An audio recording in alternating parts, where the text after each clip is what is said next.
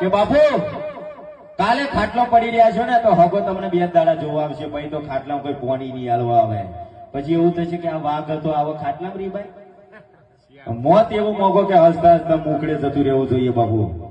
આપણા ઘેર પ્રસંગ હોય ને તો આપણા ઘેર આપણી માં કે બેન ગમે તે ખાવાનું બી બનાવીને બેઠીએ છે ને, આમાં દહનું પીને દાદાગીરી કરી દે. બાયલા તો ઘરમાં જ વાતો કરી ખાવ, પાટા પાદર મેં બૂમ તો પાડજે તો કેટલા બી હોતા ખબર પડે. ઘરમાં તો કૂતરો બળ કરે છે, તો દહનું પીને કૂદી પડે. અમે આમ છીએ એમને પણ હું ખોટો લાગે છો એવા એમ કે જેસરવા બાપુ અમને જરા ખપ્યા ના જ ખપે. તારા આ લેવર બાપુ જોડે બેસવાનું નથી તારું એટલે તને નહીં જ ખપે. તારે બાપુ અમારે જેવું લેવર બનાવવું પડે. અને હું મને કોઈ મોટાઈ નહીં કે કોઈ મંચ નહીં મને નહીં, હું તમાર જેવો જ છું, તમારે નીચે બેસવા વાળો જ છું.